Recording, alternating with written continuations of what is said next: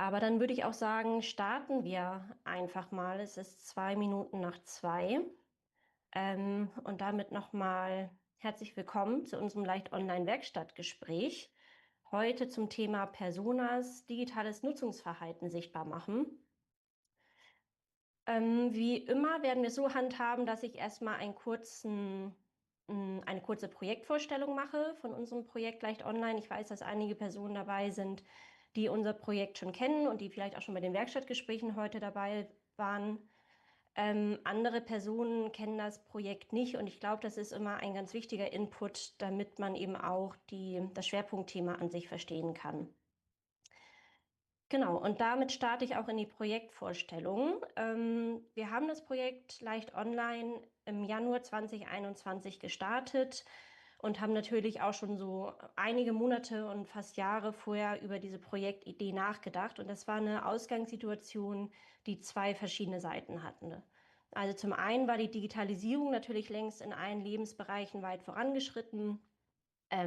Muss man, glaube ich, heutzutage eigentlich gar nicht mehr viel zu sagen. Online-Banking benutzen wir in der Regel alle regelmäßig. Online wird eingekauft, es gibt Online-Fortbildung und so ist das eben letztendlich in allen Lebensbereichen. Und es gibt auch rechtliche Rahmenbedingungen, die genau das fördern. Also es gibt zum Beispiel inzwischen das OZG, das Onlinezugangsgesetz, das öffentliche Stellen verpflichtet, ihre Dienstleistungen online anzubieten.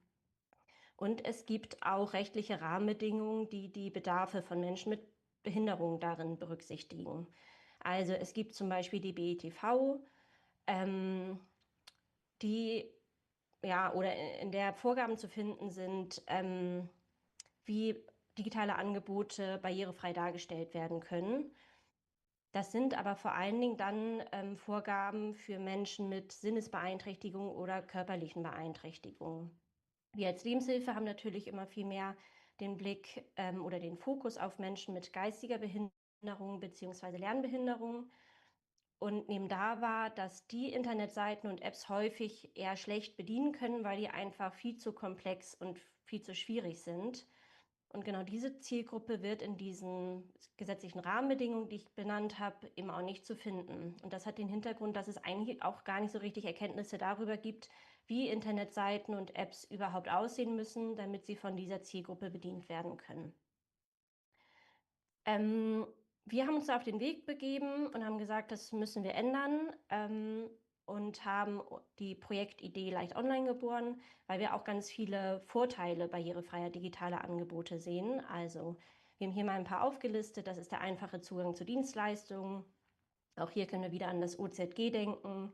Die Kommunikation und Unterhaltung wird erleichtert. Messenger-Dienste sind ja nicht nur in der Gesamtbevölkerung, sondern natürlich auch bei unserer Zielgruppe großes Thema, werden schon viel benutzt, aber auch da treten immer wieder Barrieren auf. Die Mobilität könnte erhöht werden. Auch da kriegen wir mit, dass das eben häufig noch wirklich sehr schwierig und sehr komplex ist. Wenn wir hier mal Treffen haben mit Menschen mit Lernbehinderungen, dann bieten wir manchmal ab, dass wir sie beispielsweise auch vom Bahnhof abholen oder ein Taxi rufen, weil wir wissen, dass das ein großes, aber leider auch schwieriges Thema ist. Und eben auch die Bildungschancen könnten verbessert werden, wenn die entsprechenden Angebote barrierefrei gestaltet werden. Und was für unsere Zielgruppe, also für Menschen mit Lernbehinderung, dabei so wichtig ist, dass sie durch barrierefreie Angebote sehr viel mehr Selbstbestimmung hätten und eben ein sehr viel unabhängigeres Leben führen könnten. Und genau damit war die Idee von Leicht Online geboren. Wir haben uns da in dem Projekt verschiedene Ziele gesetzt. Zum einen natürlich, das hatte ich eben schon gesagt, diese Frage, wie sehen denn überhaupt barrierefreie digitale Angebote aus? Also wie muss eine Internetseite gestaltet sein? Wie muss vielleicht auch eine App gestaltet sein? Und worauf muss man da achten, damit sie gut bedienbar ist? Dann wollen wir Seitenanbieter sensibilisieren. Auch hier sehen wir nämlich, dass unsere Zielgruppe häufig noch gar nicht so richtig wahrgenommen werden oder vielleicht auch nicht ernst genommen werden. Die werden gar nicht als Zielgruppe von diesen digitalen Angeboten an sich gesehen. In unserer Arbeit arbeiten wir viel mit verschiedenen Forschungsmethoden. Das sind häufig Forschungsmethoden, die es so in diesem Bereich Digitalisierung auch schon gibt, beispielsweise Usability-Test.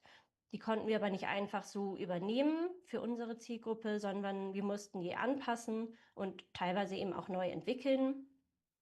Was uns ganz wichtig ist, dass wir auch schauen, dass wir die rechtlichen Rahmenbedingungen anpassen. Da sitze ich beispielsweise im Ausschuss der BFIT Bund, wo wir die Ergebnisse aus dem Projekt wirklich ganz unmittelbar mit einbringen können. Und letztlich ist es für uns auch wichtig, dass wir die digitale Teilhabe und dadurch auch die gesellschaftliche Teilhabe der Betroffenen verbessern können.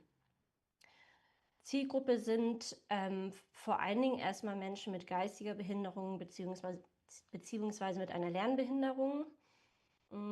Was aber auch wichtig ist, dass von diesen reduzierten Angeboten oder in der Komplexität reduzierten Angeboten auch viele andere Zielgruppen profitieren. Wir haben hier beispielsweise die Seniorinnen und Senioren beziehungsweise Sprachlernerinnen, Sprachlerner mit aufgelistet. Und das Ganze machen wir mit Hilfe von Nutzerbefragungen und vor allen Dingen auch mit ganz viel Nutzertest. Also da haben inzwischen ca. 110 Nutzertests stattgefunden, an denen so über 50 Personen teilgenommen haben.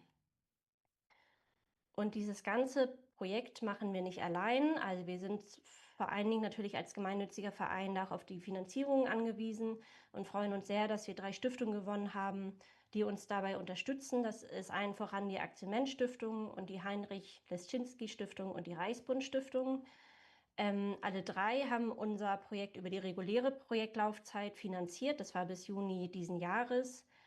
Wir konnten oder haben inzwischen auch die Bewilligung von der Aktion Mensch Stiftung erhalten, dass wir das Projekt noch bis Ende 26 weiter durchführen können. Als richtig praktische Akteure haben wir natürlich auch die Menschen dabei, um die es in dem Projekt geht. Und das sind Menschen mit geistiger Behinderung. Es gibt dazu 2 verschiedene Gremien oder 2 verschiedene Gruppen. Zum einen ist das die Begleitgruppe. Und die begleitet das Projekt Leicht Online wirklich über die komplette Projektlaufzeit. Wir haben 7 Teilnehmende dabei und mit denen treffen wir uns so circa 4 bis 6 Mal pro Jahr. Alle Treffen finden hier bei uns in der Lebenshilfe in Präsenz statt und da diskutieren wir einfach ganz viel. Also schauen, wie sind die Ergebnisse im Projekt, wie arbeiten wir, beziehungsweise wo müssen wir da vielleicht auch mal anpassen, wenn wir uns was überlegt haben. Und vor allen Dingen kriegen wir auch immer wieder Impulse durch die Teilnehmenden der Begleitgruppe, wenn es darum geht, was wir eigentlich in unserem Nutzertest untersuchen wollen. Und als zweite Gruppe haben wir dann natürlich genauso wichtig die Teilnehmenden dabei. Das hatte ich eben schon gesagt, dass das insgesamt aktuell ca. 50 bis 55 verschiedene Personen sind, die an dem Nutzertest schon teilgenommen haben. Dann haben wir gesagt, wir müssen auch die Praxisrelevanz in diesem Projekt sicherstellen. Das heißt, wir wollen nicht nur einfach hier bei uns am Schreibtisch irgendwas untersuchen, wo wir denken, ist bestimmt ganz wichtig, sondern wir wollen wirklich bei Unternehmen und Organisationen mal nachfragen und hören, was sind denn so die Fragestellungen, die wirklich relevant sind. Und da haben wir 8 Unternehmen gewonnen. Auch die begleiten uns über die komplette Projektlaufzeit und diese Unternehmen kommen aus unterschiedlichen Lebensbereichen. Das sind die Bereiche Arbeit, Mobilität und Bildung.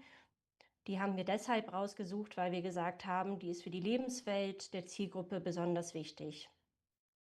Und auch mit diesen Projektpartnern setzen wir uns circa 2-mal pro Jahr zusammen. Diese Treffen finden aber online statt, hat einfach den Hintergrund, dass die bundesweit ganz zerstreut sind.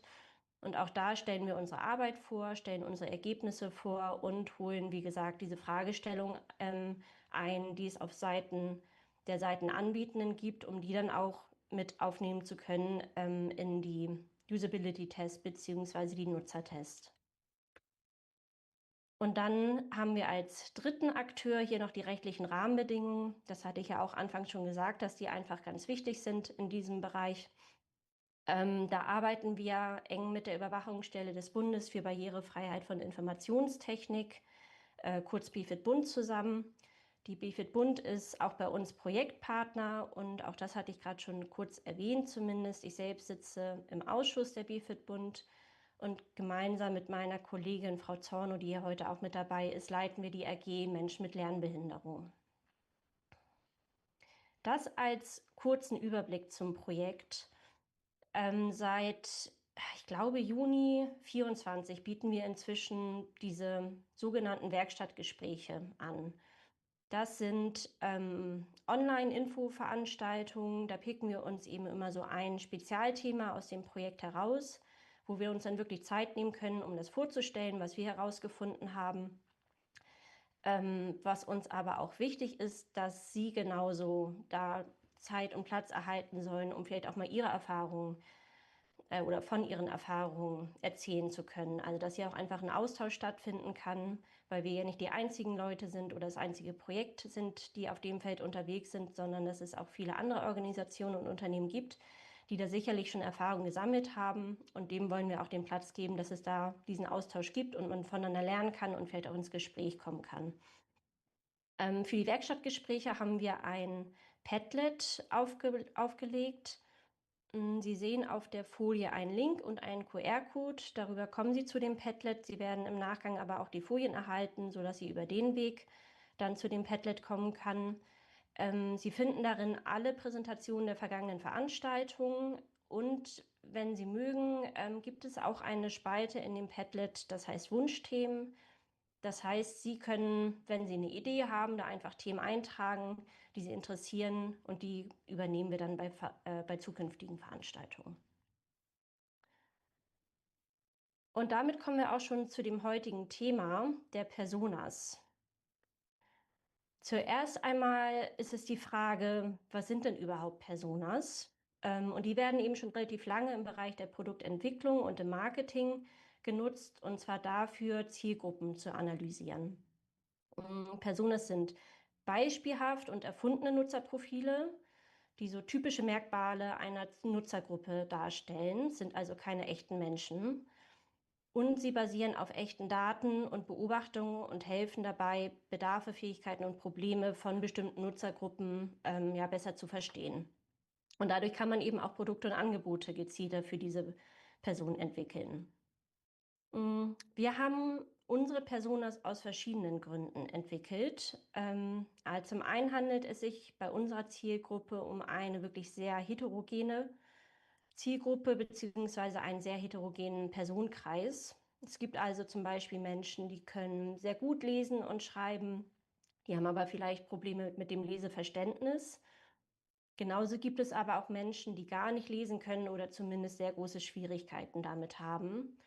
Und genauso wie es eben große Unterschiede bei dieser Lese- und Schreibkompetenz gibt, kann man es genauso gut auf andere Bereiche übertragen.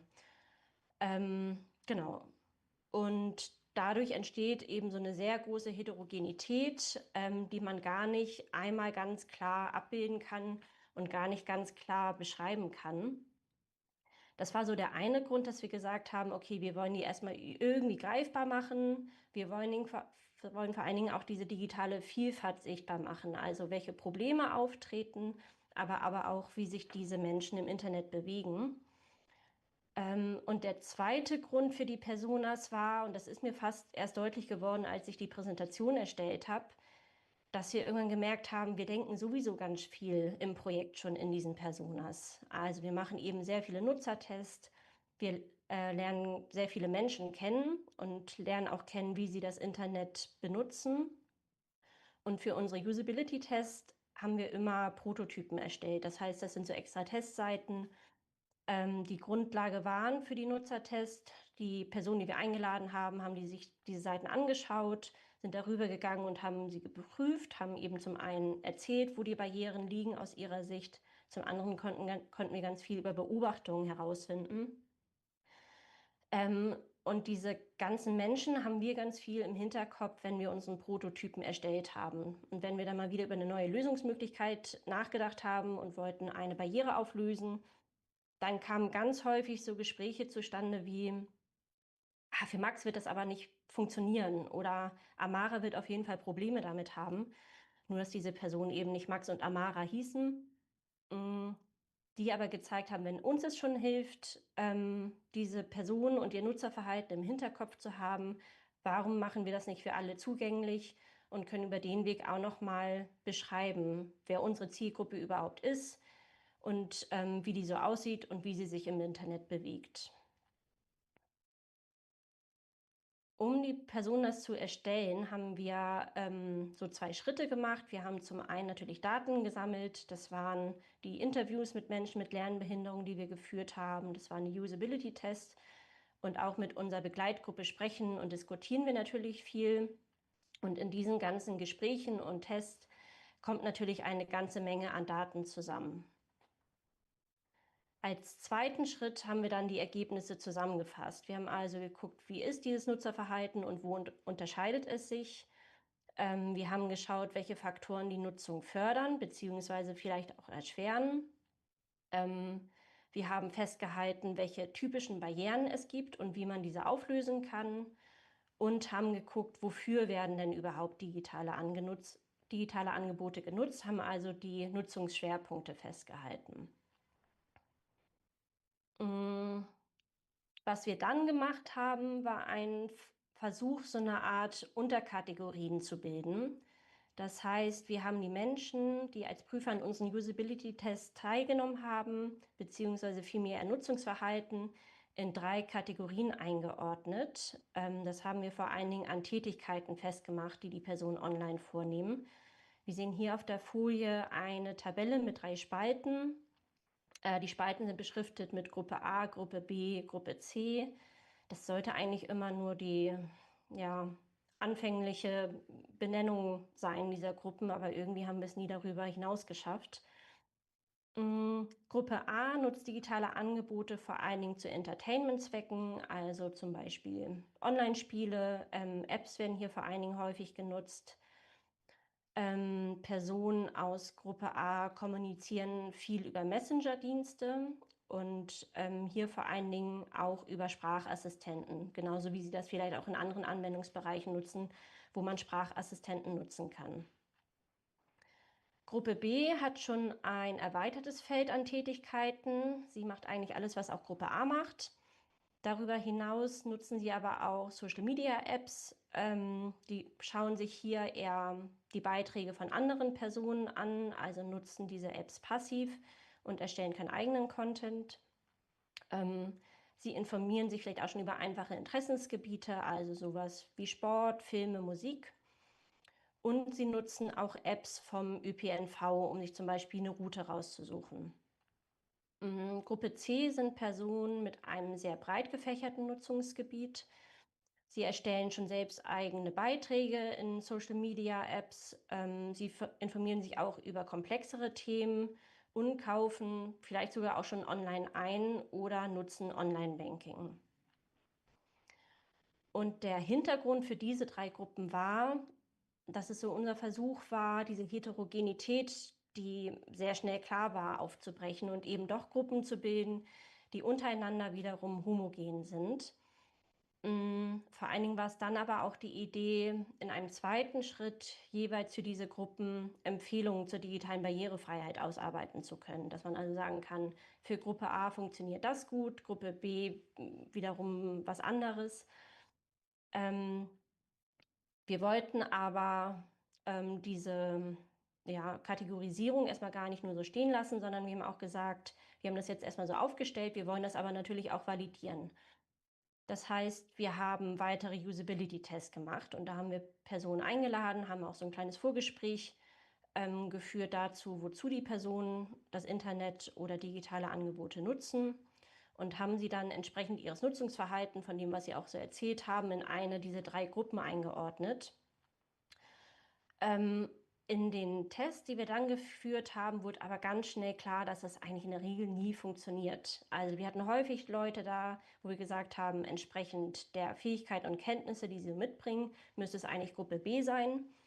Diese Person ist aber super unsicher im Internet unterwegs. Das heißt, sie macht gar nicht alles, was sie mit ihren Fähigkeiten und Kenntnissen machen könnte. Und ist entsprechend eigentlich eher Gruppe A zuzuordnen.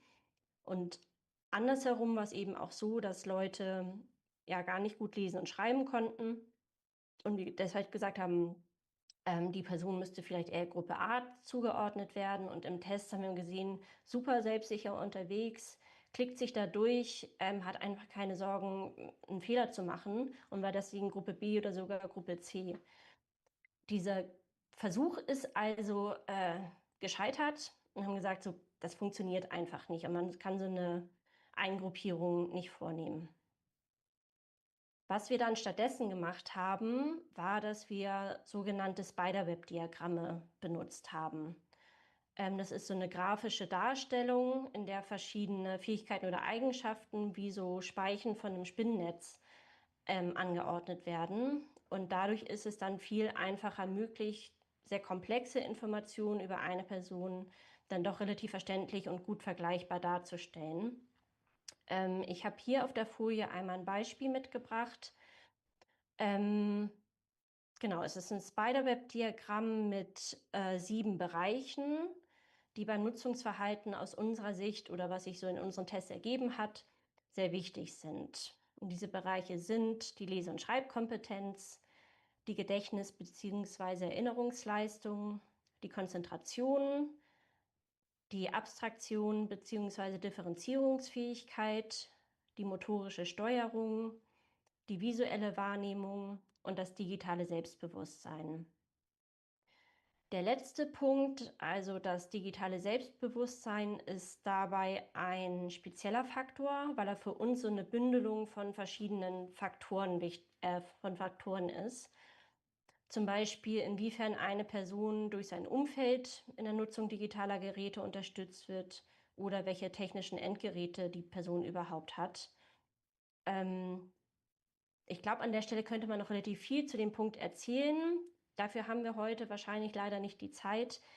Deshalb werden wir aber auch noch mal ein extra Werkstattgespräch zu dem Thema machen, was, wenn ich es richtig im Kopf habe, im Januar stattfinden wird. Genau. Auf dem Spiderweb-Diagramm, was wir hier sehen, sieht man 3 unterschiedlich farbige Linien und jede dieser Linien steht für eine andere Person. Zeigen also, wie stark jede Person in den 7 Bereichen jeweils ist, beziehungsweise wie stark da die Fähigkeiten und Kenntnisse ausgeprägt sind. Und so lassen sich dann auch ganz gut die Unterschiede in dem Nutzungsverhalten erkennen. Also man sieht zum Beispiel, wo jemand besondere Unterstützung braucht oder wo jemand besonders stark unterwegs ist. Und damit kommen wir auch zu der ersten Persona, die wir als Projekt Leicht Online erstellt haben. Das ist Amara. Man sieht so eine kleine Übersicht zu Amara. Rechts haben wir KI-basiert ein Bild zu ihr erstellen lassen. Und links gibt es eine Übersicht dazu, wie Amara lebt, wie alt sie ist und wie sie sich im Internet bewegt. Und wir lernen, dass Amara 35 Jahre alt ist. Sie lebt in einer eigenen Wohnung und wird dabei ambulant unterstützt. Sie arbeitet in einem Supermarkt. Das ist ein ausgelagerter Arbeitsplatz einer WFPM. Und sie nutzt digitale Medien vor allen Dingen sehr vorsichtig. Ihr Motto lautet, auch da haben wir ihr einfach mal was in den Mund gelegt, lieber gar nicht klicken, als etwas falsch machen. Amara liest und versteht Texte eigentlich sehr gut, aber sie fühlt sich in dieser digitalen Welt wirklich sehr unsicher. Und deswegen verlässt sie sich häufig auch auf persönliche Hilfe, beziehungsweise greift im Zweifelsfall eben auch doch lieber auf persönliche Hilfe zurück. Am häufigsten nutzt Amara ihr Smartphone. Sie hat eben auch gar kein anderes Gerät zur Verfügung. Und ihr Smartphone nutzt sie am liebsten für TikTok und Instagram.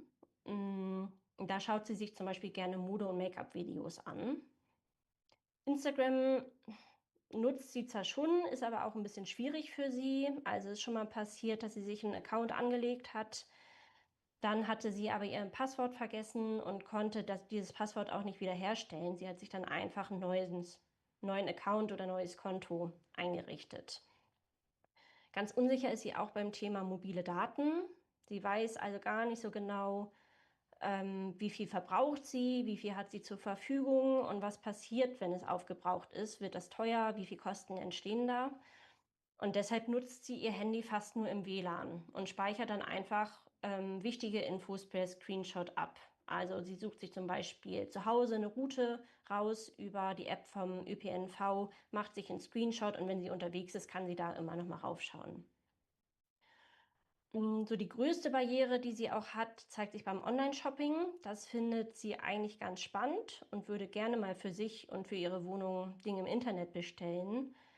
Aber da gibt es ja immer sehr viele Buttons, sehr viele Zahlungsmöglichkeiten und die sind für sie nicht so ganz eindeutig einzuordnen. Also wenn sie dann schon mal was im Einkaufskorb hat, dann gibt es da ja verschiedenste Optionen. Man kann jetzt kaufen drücken, mit PayPal bezahlen, als Gast bestellen. Und Amara weiß dann gar nicht so genau, ab welchem Zeitpunkt entstehen denn Kosten, beziehungsweise wann wird was von meinem Konto abgezogen, wie viel wird von meinem Konto abgezogen. Und deswegen bricht sie die Bestellvorgänge dann doch immer wieder ab. Was Amara ganz allgemein hilft, sind digitale Angebote, die vor allen Dingen klar aufgebaut und übersichtlich sind. Eindeutiges Feedback, also vor allen Dingen eindeutige Fehlermeldungen auch, sind für sie sehr hilfreich. Die Möglichkeit, persönliche Unterstützung zu erhalten, ist ganz wichtig. Also sie ruft lieber irgendwo mal an und fragt nach, anstatt das online zu machen. Und obwohl Amara gut lesen kann, ist leichte Sprache für sie ganz wichtig, weil sie damit sicherstellen kann, dass sie die Infos, die sie auf so einer Internetseite sieht, auch richtig versteht. Und auch für Amara haben wir mal ein Spiderweb-Diagramm aufgestellt. Also sie ist schon neugierig auf digitale Angebote, aber gleichzeitig, das haben wir gehört, ist sie sehr vorsichtig. Und wir sehen hier einmal ihre Kompetenzen im Überblick. Sie ist also eine sehr gute Leserin und kann auch gut schreiben. Deswegen ist hier die Ausprägung im Bereich Lese- und Schreibkompetenz sehr hoch. Und auch ihr Gedächtnis ist ja relativ gut. Sie kann sich also merken, wenn etwas schon logisch aufgebaut ist. Außerdem hat sie eine sehr gute motorische Steuerung. Also sie hat keine Probleme damit, Tastatur zu benutzen oder auch eine Maus zu benutzen, obwohl sie ja hauptsächlich einfach dadurch, dass es das einzige Gerät, das ihr zur Verfügung steht, ihr Smartphone benutzt. Führt dann aber auch nicht zu Problemen, wenn es mal darum geht, eher kleine Schaltflächen zu drücken. Genau. Ihre Schwierigkeiten liegen dafür mehr im Abstraktionsvermögen und einer geringen Konzentrationsfähigkeit. Und vor allen Dingen, ich glaube, der Wert liegt hier bei 2 von 10 Punkten, ist es eben vor allen Dingen das digitale Selbstbewusstsein, das bei ihr so gut wie gar nicht ausgeprägt ist. Und das führt dann genau zu diesem Verhalten, von dem wir eben gehört haben. Also sie bricht Vorgänge ab, weil sie einfach die Sorge hat, dass sie etwas falsch machen könnte, obwohl sie die Inhalte ja so gut versteht. Das heißt, Amara scheitert nicht am Inhalt, sondern daran, wie unübersichtlich oder riskant digitale Anwendungen für sie wirken.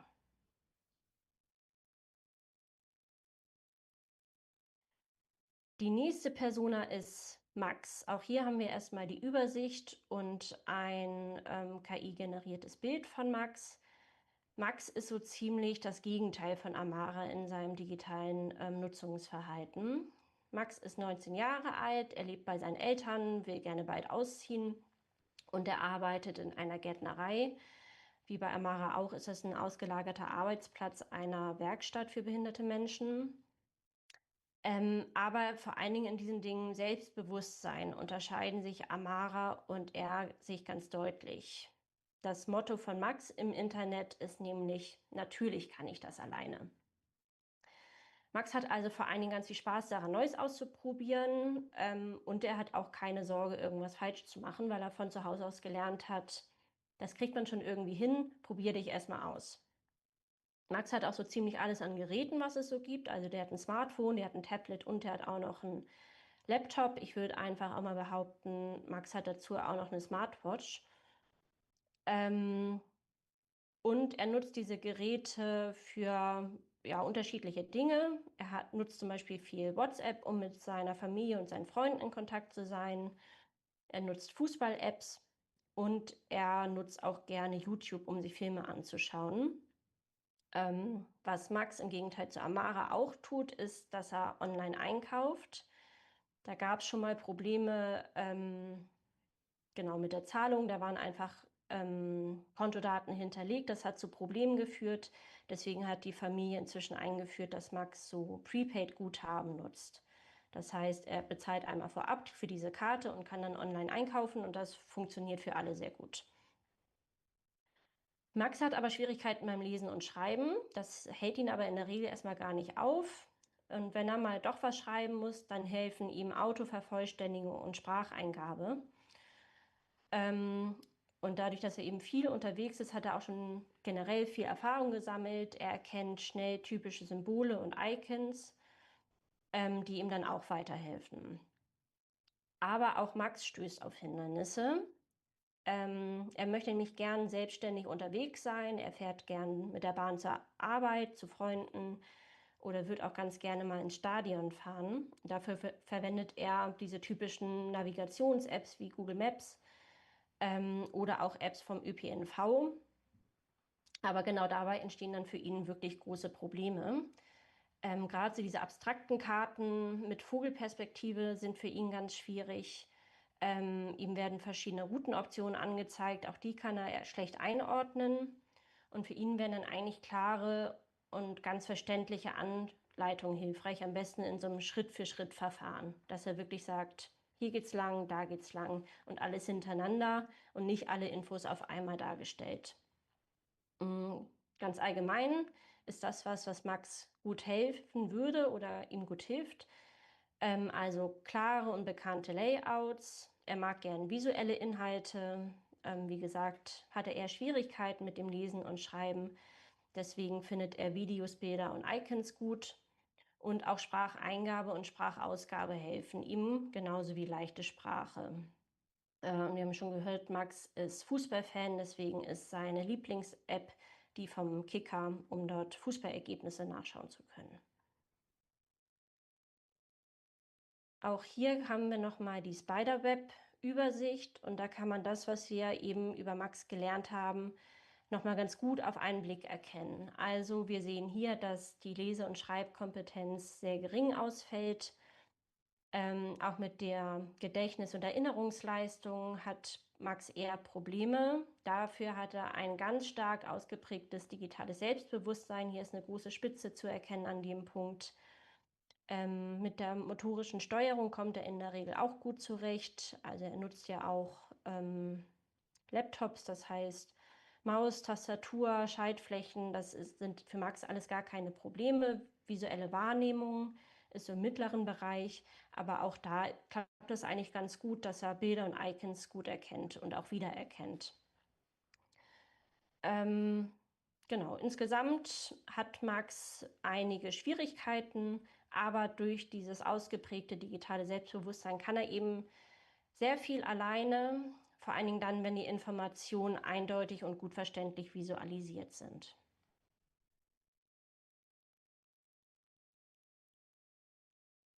Die dritte Person, die wir erstellt haben, oder die dritte Persona, ist Christian. Das Motto von Christian ist, wenn ich es einmal verstanden habe, läuft's.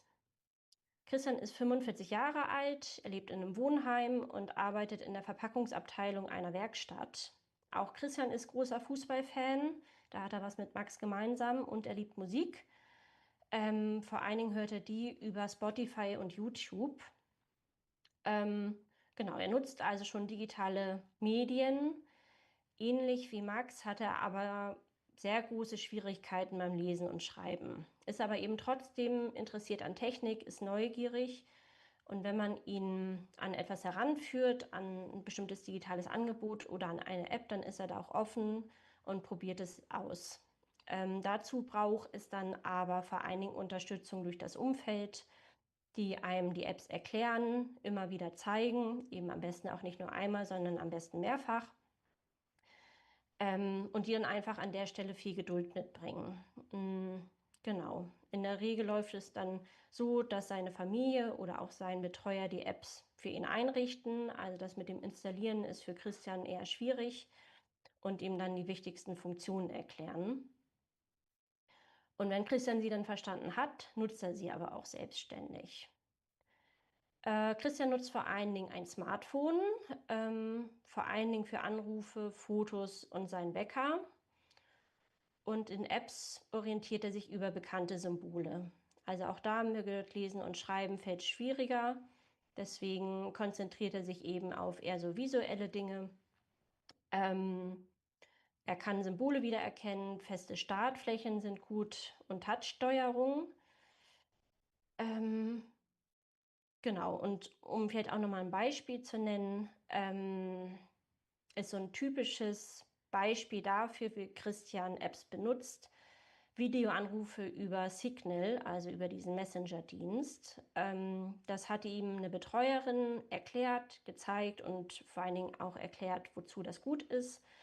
Da braucht er am Anfang viel Hilfe, aber inzwischen startet er die App und eben auch diese Videoanrufe an sich ganz alleine und kommt damit gut zurecht. Und auch in Spieler-Apps findet er sich gut zurecht und weiß meistens sogar schon, wo er diese Werbung klicken kann. Also da sagt er immer, da ist doch dieses Kreuz, da muss ich nur raufklicken und dann geht die Werbung schon weg. Besonders schwierig wird es für Christian, wenn viel gelesen werden muss. Deswegen überfordern ihn Browser, Internetseiten und auch lange Menüs. Aber auch hier weiß er sich zu helfen. Also wenn er zum Beispiel Fußballergebnisse sehen will, dann findet er sich, wie gesagt, in dieser Browser-Ansicht nicht zurecht, weil da einfach viele Texte sind, komplizierte Menüs, schwierige Begriffe.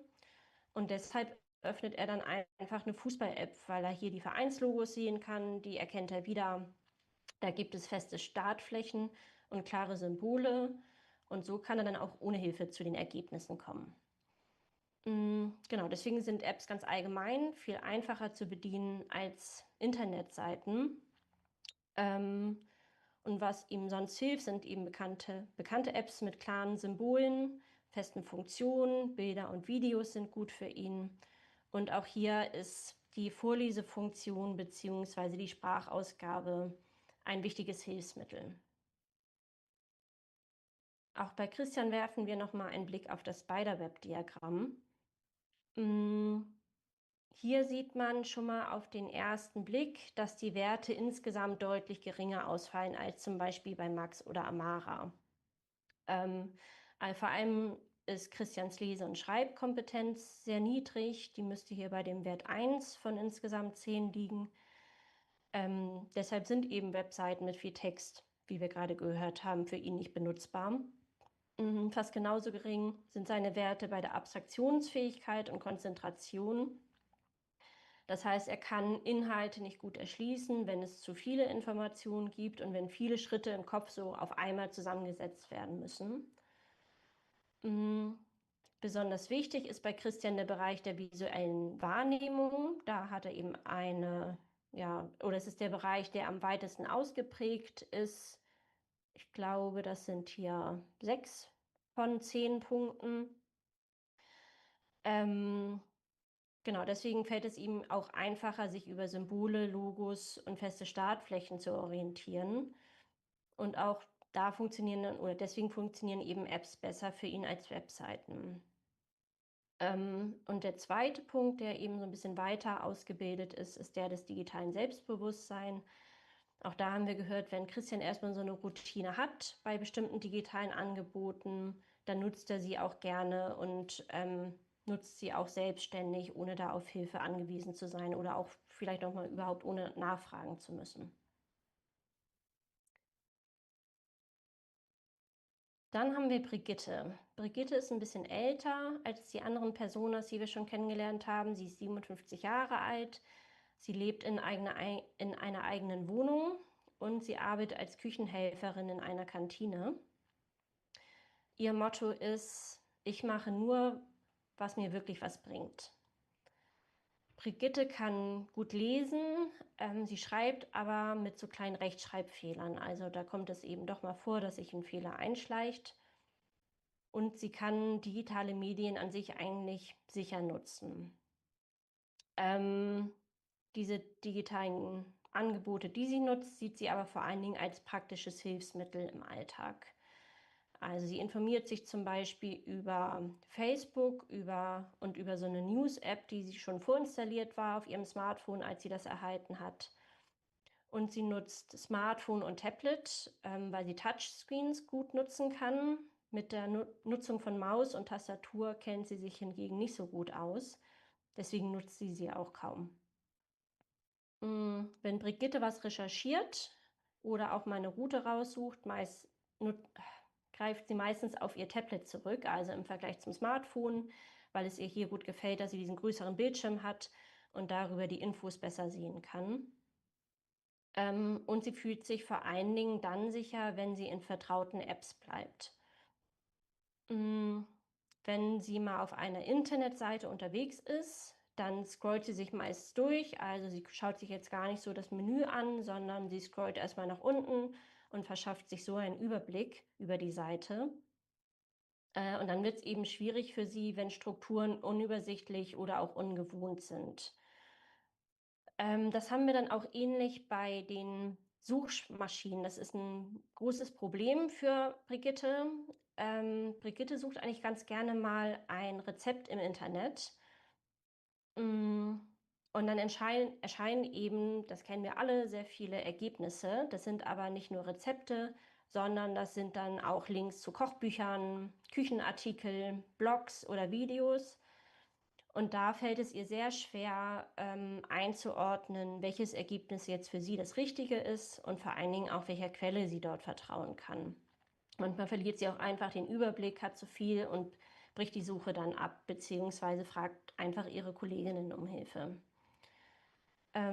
Was auch ein Problem ist, wenn sich Links in einem neuen Tab öffnen.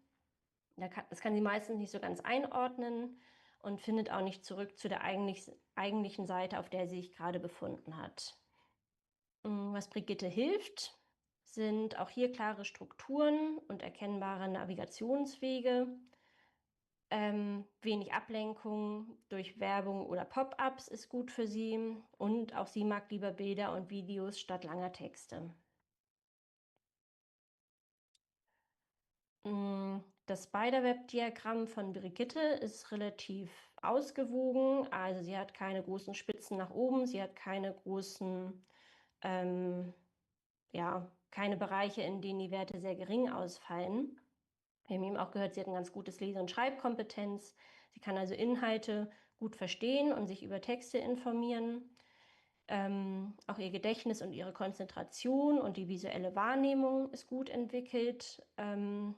Herausfordernd wird es für sie meistens, wenn eine Bedienung dann doch zu kleinteilig oder zu technisch wird.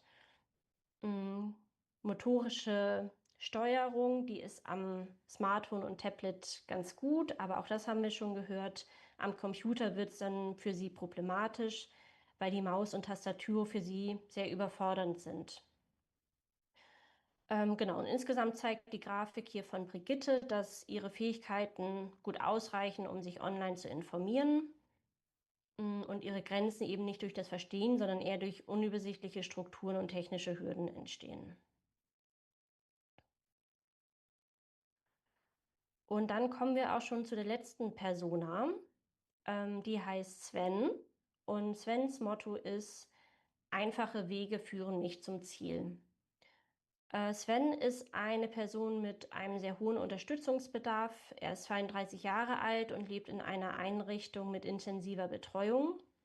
Er hat eine geistige Behinderung und körperliche Einschränkungen und nutzt digitale Geräte nicht alleine, aber er kann sie mit Unterstützung benutzen. Sven kommuniziert vor allen Dingen über Laute, Mimik und Gestik und wird unterstützt durch ein Kommunikationsgerät mit Sprachausgabe, also einem sogenannten Talker. Und er reagiert vor allen Dingen gut auf Bilder, Musik und vertraute Videos. Also da gibt es vor allen Dingen so ein Familienvideo, was er sehr mag vom letzten Geburtstag. Sein Lieblingslied hört er gerne und regelmäßig. Und er schaut sich auch gerne Fotos von vertrauten Personen an. Genau. Wenn er digital unterwegs ist, dann arbeitet er ausschließlich am Tablet, weil für ihn der große Bildschirm mit der Touch-Funktion am besten bedienbar ist. Und wenn er dann mal so klare Symbole hat, feste Routinen, dann kann er auch einfache Schritte mit diesem Tablet durchführen. Also zum Beispiel das Video starten, von dem wir gehört haben, oder er kann auch sein Lieblingsbild antippen und es sich anschauen. Wichtig ist dabei immer, dass diese Symbole groß sein müssen. Buttons müssen leicht erreichbar sein, am besten irgendwie auch Abstand zu anderen Bedienelementen haben, dass er eben nicht doch aus Versehen mal was Falsches antippt. Ähm, und für ihn ist es sehr hilfreich, wenn die Apps auf dem Startbildschirm immer an der gleichen Stelle liegen, weil er das eben im Laufe der Zeit so gelernt hat und dadurch durch diese Routinen auch die richtige App findet. Für Sven wird es entsprechend natürlich sehr herausfordernd, wenn digitale Angebote zu klein oder zu komplex sind. Also hier ist auch YouTube zum Beispiel ein gutes Beispiel. Eigentlich liebt Sven ja Videos und schaut auch über YouTube sich verschiedene Filme an. Aber es ist für ihn sehr schwierig, diese Plattform gut zu bedienen, weil Bedienelemente dann doch häufig sehr klein sind oder wenn man sie sich im Vollbildmodus anzeigt, dass sie sogar gar nicht mehr sichtbar sind und aus dem Blick verschwinden oder überhaupt vom Bildschirm verschwinden. Außerdem lenken ihn hier Werbung und Autoplay ab. Es kann also mal durchaus sein, dass Betreuungspersonen gerade nicht helfen können und dann laufen die Inhalte einfach weiter, weil er das Pausezeichen oder das Pause-Icon nicht drücken kann. Und dann, genau, kommen irgendwelche Videos, letztendlich egal, ob sie die Interessen von Sven treffen oder nicht. Was Sven zeigt oder die Persona von Sven zeigt, ist, dass digitale Teilhabe eben trotzdem sehr gut möglich ist. Vor allen Dingen aber dann, wenn sie in begleiteter Form stattfindet und wenn die Gegebenheiten so sind, dass es große Symbole gibt, klare Symbole, wenig Ablenkung, einfache Routinen, feste Startbildschirme und eben vor allen Dingen auch die Unterstützung durch vertraute Personen. Das können Freunde sein, das kann Familie sein oder das können seine Betreuungspersonen sein. Genau, auch hier nochmal ein Blick auf das Spiderweb-Diagramm. Da sieht man schon, dass Sven keine Lese- und Schreibkompetenz kann. Deshalb kann er Inhalte eben auch nicht über Texte verstehen. Stattdessen orientiert er sich ausschließlich über Bilder, Musik und Symbole. Auch seine Abstraktionsfähigkeit und Konzentration sind eher gering ausgeprägt. Seine Gedächtnisleistung ist aber eben ja schon ein Tick stärker. Und das führt eben dazu, wie ich es eben schon erklärt habe, dass wenn man Sven bestimmte Abläufe regelmäßig wiederholt, er sie sich auch gut merken kann. Und deswegen funktionieren feste Routinen für Sven auch so gut. Neben der Gedächtnisleistung liegt dann hier auch die visuelle Wahrnehmung, ist so der höchste Wert, den wir bei Sven erkennen können. Er reagiert also auf große und klare Bilder und auch auf Symbole. Die motorische Steuerung wiederum ist für ihn ein Problem. Das haben wir gehört. Tastatur und Maus kommt für ihn gar nicht in Frage. Das hängt auch mit seinen körperlichen Beeinträchtigungen zusammen. Touch funktioniert hier schon besser, aber auch nur dann, wenn die Buttons groß genug dargestellt werden und sie gut erreichbar sind. Zum Schluss möchte ich bei der Persona Sven noch eine kleine Einordnung geben. Und zwar habe ich ja schon erzählt, wir untersuchen als Projekt die digitale Teilhabe von Menschen mit geistiger Behinderung und dazu gehört natürlich auch die Nutzergruppe, die Sven repräsentiert. Wir haben aber bei den Befragungen und bei den Usability-Tests, die wir durchgeführt haben, Personen eingeladen, die schon so eine gewisse digitale Kompetenz mitbringen, beziehungsweise die einfach schon mal vielleicht ein Smartphone in der Hand hatten, eine App geöffnet haben und die auch mindestens ja, eine geringe Lese- und Schreibkompetenz hatten. Und das soll dann eben gar nicht bedeuten, dass wir sagen, dass digitale Teilhabe oder auch digitale Barrierefreiheit für Personen wie Sven nicht wichtig ist und dass da nichts gemacht werden muss. Im Gegenteil, auch da muss man sich, glaube ich, nochmal auf den Weg begeben und schauen, wie kann man Personen mit diesem Nutzungsverhalten helfen, beziehungsweise wie kann man die digitalen Angebote am besten aufstellen. Es war für uns als leicht online und von dem Projektaufbau, so wie er ist, aber eben leider nicht möglich, diese komplette Bandbreite von Menschen mit Behinderung oder Menschen mit Lernbehinderung, die eben sehr heterogen ist, komplett abzudecken. Ähm, Genau, das nur als Einordnung, dass Sie wissen, wer ist jetzt vielleicht so die Zielgruppe, vor allen Dingen von Leicht Online, für wen machen wir das, für wen machen wir es leider noch nicht. Ähm, Wir wollten aber trotzdem Personen wie Sven hier einmal ein Gesicht geben und auch zeigen, sie nutzen nutzen digitale Geräte. Genau. Nochmal zusammengefasst, haben wir uns überlegt, was wollen wir eigentlich durch diese Personas zeigen? Und das ist vor allen Dingen diese große Heterogenität, dass Leute, und das hatte ich anfangs schon gesagt, sehr verschieden sind, dass sie digitale Angebote komplett unterschiedlich nutzen, dass sie das mit verschiedenen Geräten machen und sie machen es auch zu verschiedenen Zwecken. Man kann aber trotzdem, und das haben wir auch im Laufe der Zeit gemerkt, Lösungen finden, die allen Personen weiterhelfen. Es bedeutet also nicht nur, weil eine Nutzergruppe so heterogen ist, dass man da auch jeweils individuelle Lösungen finden muss, sondern es gibt durchaus Hilfestellungen oder Vorgaben zu digitalen Geräten oder Angeboten, die allen Personen helfen. Und was uns vor allen Dingen wichtig ist, dass nicht nur Menschen mit Lernbehinderung und ihr Nutzungsverhalten sehr unterschiedlich ist, sondern dass letztendlich das bei allen Personen ist. Also auch bei mir, bei Ihnen. Jeder von uns nutzt digitale Angebote unterschiedlich.